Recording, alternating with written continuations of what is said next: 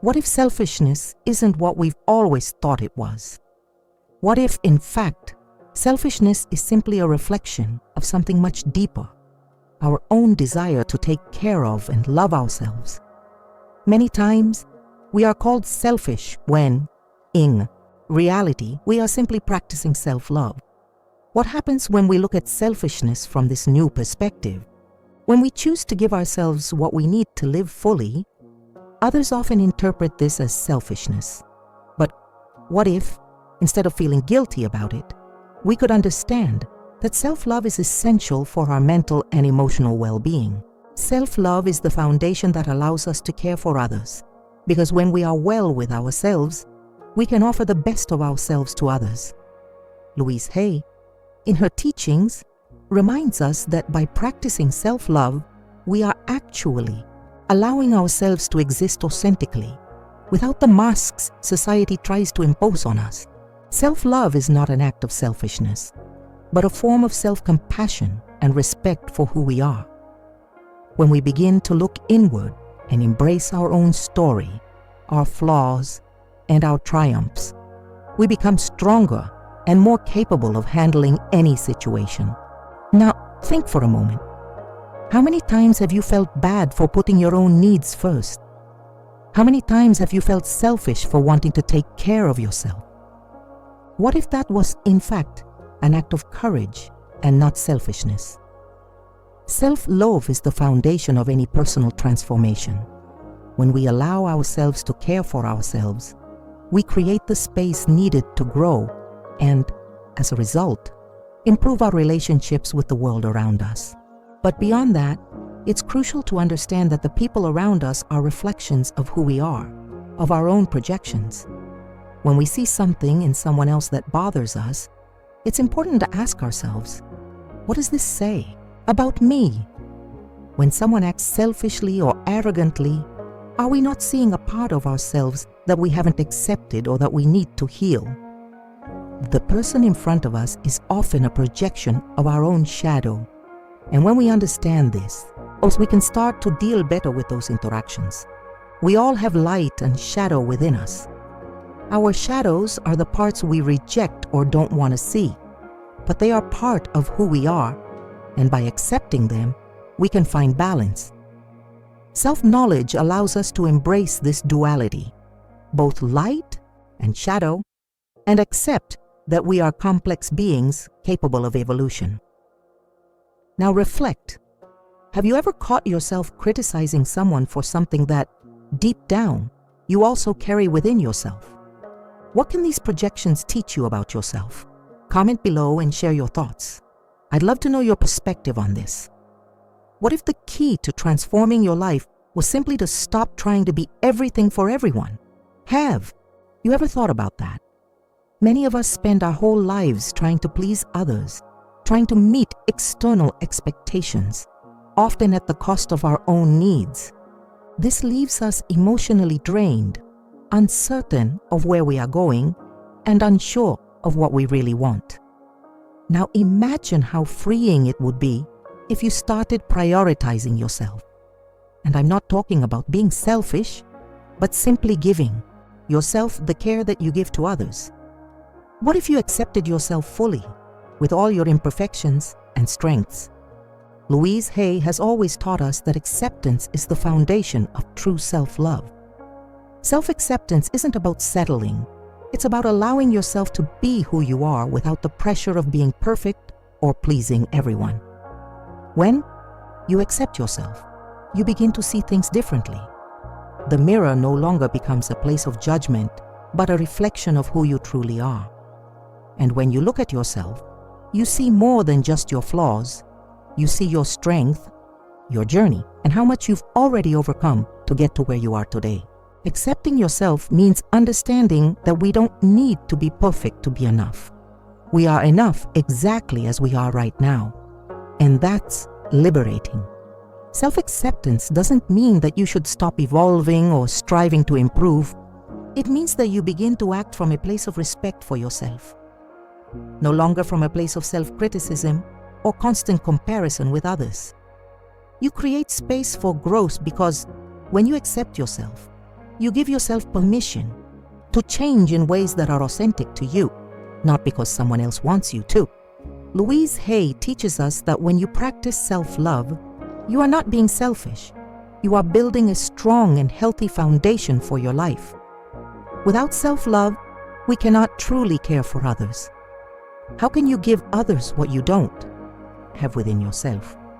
Self-love is, in fact, the key to caring for everyone around us in a more genuine and meaningful way. So now, I ask you, have you ever stopped to think about how much of your life you've dedicated to others and how much you've put your own needs aside?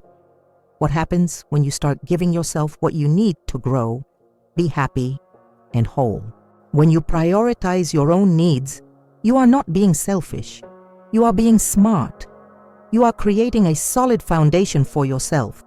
And in doing so, you'll be able to offer the best of yourself to those you love. As you begin to practice this acceptance, something incredible happens. You begin to free yourself from the expectations of others. It's no longer about pleasing everyone around you. You start living according to what really matters to you, what truly makes your heart sing. That in itself is transformation. So, I invite you to reflect for a moment. How much time have you dedicated to what really matters to you? How much of yourself have you neglected while trying to be everything for everyone? Comment below and share your thoughts. I would love to know how the practice of self-acceptance has impacted your life and how it can help you take the next step toward living more authentically and fully. Have you ever had a strong reaction to something someone else did or said, only to realize later that it was more about you than about them? Our reactions to others are often reflections of our own unresolved emotions, beliefs, and fears. Louise Hay teaches us that the way we perceive others is a direct mirror of the way we perceive ourselves. If we are critical of others, it might be a sign that we are also being overly critical of ourselves. This concept is often called projection. Projection happens when we project our own feelings, thoughts, or unresolved issues onto someone else. For example, if we feel insecure about our own worth, we might be quick to judge others or feel threatened by their success. What's really happening here is that we are projecting our own insecurities onto others, making it harder to embrace and celebrate their successes. But the power of self-awareness is that when we recognize these projections, we can begin to heal. Instead of reacting with judgment or frustration, we can turn inward and ask ourselves, why do I feel this way? What is it about this situation that triggers me? When we take the time to reflect, we begin to see the deeper issues within ourselves that need attention. Often, the things that bother us the most in others are the very things we need to heal within ourselves. Louise Hay also emphasizes that accepting our own light and shadow is essential for healing. Our light is the part of us that shines brightly, our strengths, talents, and positive qualities. Our shadow, on the other hand, is the part of us that we may reject or hide, the aspects of ourselves that we feel are not good enough, or that we are ashamed of. Both light and shadow are part of who we are, and by accepting both, we can heal and integrate them into our whole self. By recognizing our projections, we also begin to understand that the people we encounter in life are not just random figures, they are teachers, showing us where we need to grow. For example, if you find yourself irritated by someone's behavior, take a moment to ask yourself, what is this person teaching me about myself? What can I learn from this situation? By doing this, you open yourself up to the possibility of growth. And here's the truth. The more we project our unresolved feelings onto others, the more we stay stuck in patterns that hold us back. But when we take responsibility for our own emotions and reactions, we free ourselves to grow and change. This process is incredibly liberating because it means we no longer have to rely on others to make us feel good about ourselves. Instead, we become empowered to shift our perceptions and change the way we view the world. So, I want you to think about your relationships with others. Is there anyone who triggers strong emotions in you? Are there things in others that bother you that might actually be a reflection of your own fears or insecurities? Take a moment to reflect on that. And if you feel comfortable, share your thoughts in the comments below. Let's start a conversation about the power of projection and how we can use it as a tool for personal growth.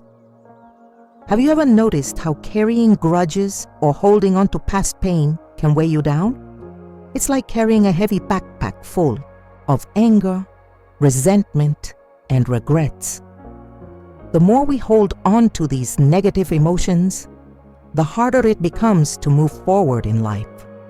Louise Hay teaches us that forgiveness is not just a gift we give to others, it's a gift we give to ourselves. Forgiveness isn't just about letting others off the hook, it's about setting ourselves free. When we hold on to past hurts, we keep ourselves tied to those painful experiences. We continue to relive them over and over in our minds, and they shape the way we respond to situations and people. But the truth is, those past experiences no longer have power over us unless we continue to give them power. By forgiving, we take back control. We free ourselves from the emotional burden that we've been carrying, and we open ourselves to healing.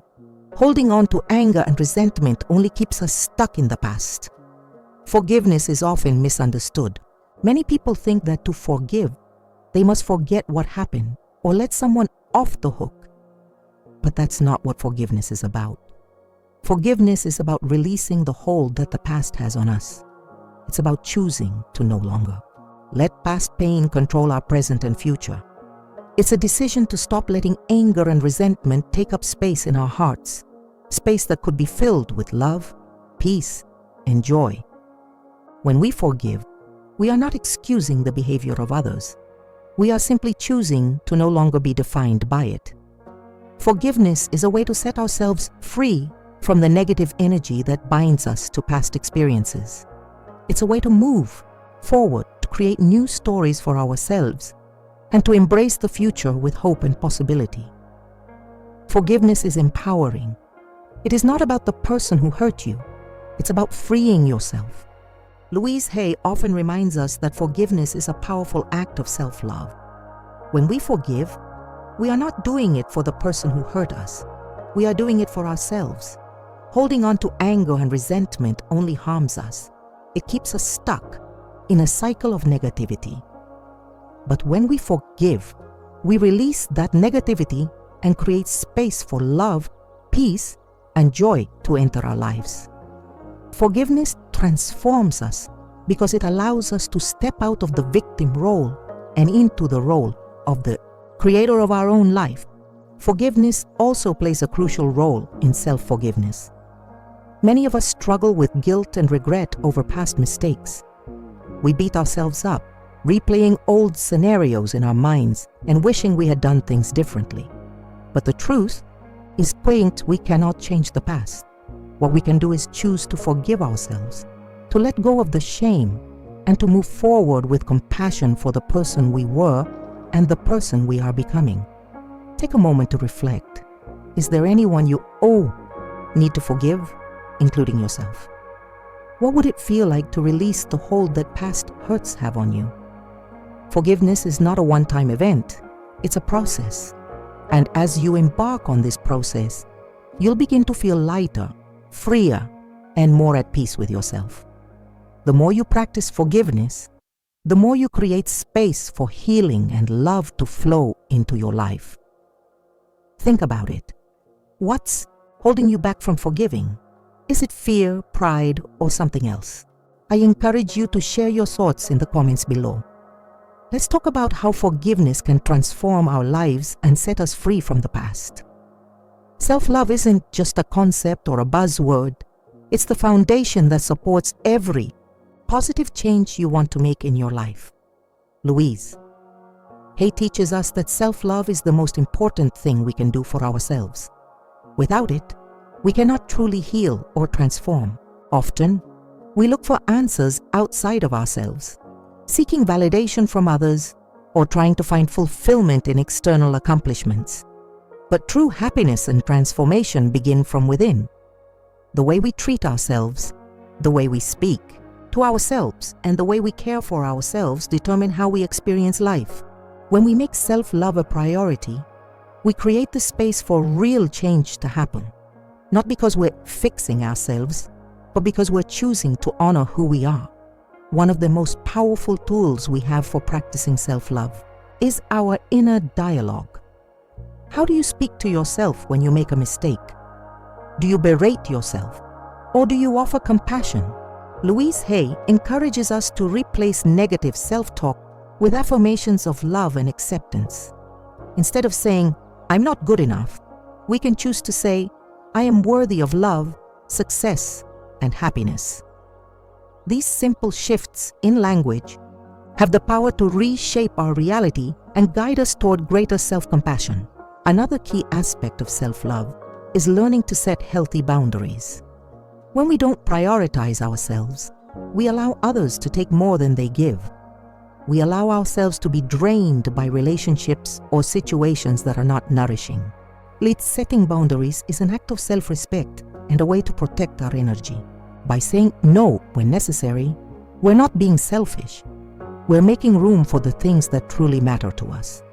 Self-love means respecting our needs and making choices that support our well-being. Self-love also means embracing our flaws and imperfections. We often hold ourselves to unrealistically high standards, expecting perfection in everything we do. But no one is perfect, and that's okay. True self-love is about accepting ourselves as we are, with all of our strengths and weaknesses. It's about recognizing that our imperfections make us unique and beautiful, and that we are worthy of love just as we are. When we make self-love a priority, it becomes easier to face life's challenges. We're no longer afraid of making mistakes because we know that we are worthy of love and respect, regardless of our imperfections. We are no longer afraid of failure because we understand that failure is part of the journey, not a reflection of our worth. Self-love gives us the courage to take risks, to pursue our dreams, and to live authentically. Take a moment to reflect. How can you show yourself love today? What is one small thing you can do for yourself that will make you feel valued and appreciated? Self-love isn't something that happens overnight, but when we practice it consistently, we begin to see the positive changes in our lives. I encourage you to share in the comments below how you practice self-love and what it has transformed in your life. Let's support each other in this journey of self-acceptance and growth. What if failure isn't the opposite of success, but rather a stepping stone toward it? In a world that often values perfection and achievement, it's easy to feel like failure is something to be avoided at all costs. But what if I told you that failure is actually one of the most important teachers you can have on your journey to success? Louise Hay encourages us to shift our perspective on failure. Instead of seeing it as something to fear, we can start to view it as an opportunity for growth. Failure isn't about being less than or not good enough. It's simply a part of the process, a natural outcome of trying something new, stepping outside our comfort zones, and pursuing our dreams. The truth is, we all face setbacks. Every single person you admire has experienced failure in some form. What separates those who succeed from those who give up is the ability to embrace failure, learn from it, and keep going. Failure doesn't define us. How we respond to it does. When we practice self-love and self-compassion, we give ourselves the grace to fail without letting it define our worth. It's essential to remember that failure is not a reflection of who we are. It's simply feedback. It's information about what works and what doesn't. A valuable lesson that can guide us toward better decisions and choices in the future. One of the most empowering things we can do when we experience failure is to give ourselves permission to feel disappointed, but not to stay stuck in that feeling. It's okay to be upset, but it's important not to let those emotions hold us back. Self-love means treating ourselves with kindness. even when things don't go as planned. It means not beating ourselves up or letting self-criticism take over. Instead, we acknowledge the feelings, learn from the experience, and move forward with a renewed sense of purpose. In fact, failure is often the birthplace of innovation and creativity. When we try something and it doesn't work, we are forced to think differently, approach problems from new angles, and come up with solutions we might never have considered before. Some of the greatest breakthroughs in history have come from people who failed time and time again before finding success. It's the persistence and willingness to learn that ultimately leads to growth. Take a moment to reflect. How do you view failure in your own life? Do you see it as a setback or as a stepping stone? What would it take for you to embrace failure as part of your journey to success? Remember, every failure is an opportunity to learn and grow, and the more you embrace it, the stronger and more resilient you become. Failure doesn't have to be feared. It's simply a part of life, and the more we learn to accept it as such, the easier it becomes to keep moving forward. It's all part of the process of becoming the best version of ourselves. Let go of the fear of failure, and you'll open the door to endless possibilities. I encourage you to share your thoughts in the comments below. What have you learned from your past failures, and how has it helped you move forward? Let's talk about how failure can be the key to unlocking our true potential. Have you ever noticed how your relationships reflect your relationship with yourself? The way you treat yourself often mirrors how you allow others to treat you. If you don't show yourself love and respect, it can be hard for others to show you the same. Louise Hay teaches us that to truly love others, we must first love and respect ourselves. When we practice self-love, we create a strong foundation for healthier relationships. It's not about being perfect, but about being authentic and true to ourselves. When we love ourselves, we set boundaries that protect our emotional well-being. We no longer tolerate disrespect, mistreatment, or negativity from others. Self-love helps us understand that we are worthy of healthy, fulfilling relationships, and it empowers us to seek out connections that support our growth and happiness. One of the key aspects of self-love is setting boundaries. Often, we have been conditioned to put others' needs before our own, often at the expense of our own well-being. We may feel guilty about taking time for ourselves or prioritizing our own needs, but this is a common misconception. When we neglect ourselves, we cannot be fully present for others. Just as the saying goes, you can't pour from an empty cup. We must first fill our own cup before we can share with others. Setting boundaries is not an act of selfishness. It's a way of protecting our energy and ensuring that we have the emotional resources needed to nurture the relationships that matter most. When we learn to say no when necessary, we're not being selfish. We're making room for the things that truly matter to us. Self-love means respecting our needs and making choices that support our well-being. Self-love also means acknowledging our own worth, regardless of what others think or expect from us. It means learning to say no when necessary, recognizing that doing so doesn't make us selfish. It makes us responsible for our own well-being. It also means learning to forgive ourselves when we make mistakes, knowing that self-compassion allows us to grow and improve without carrying the weight of guilt or shame. Self-love also plays a key role in healing past wounds and traumas that affect our relationships. Often, unresolved issues from our past influence how we interact with others. These wounds can cause us to be defensive, fearful, or overly dependent on others for validation.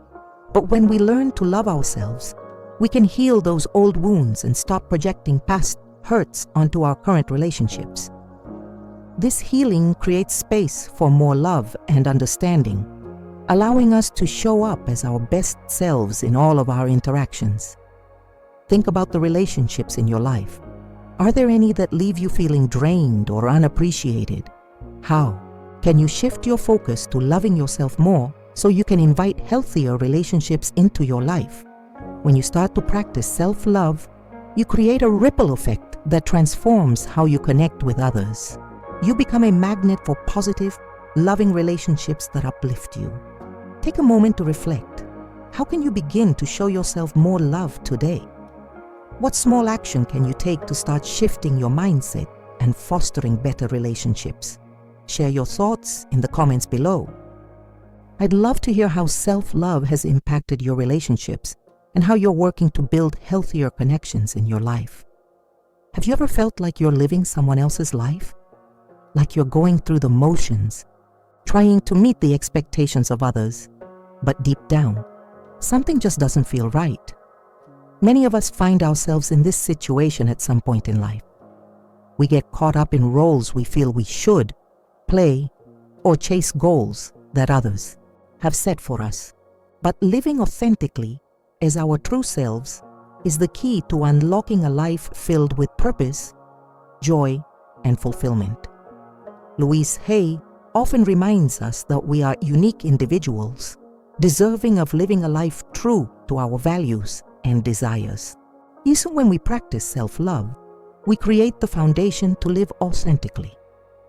This means shedding the layers of expectation, judgment, and fear that keep us from fully expressing who we are. It means embracing our quirks, our passions, and even our imperfections without shame or guilt.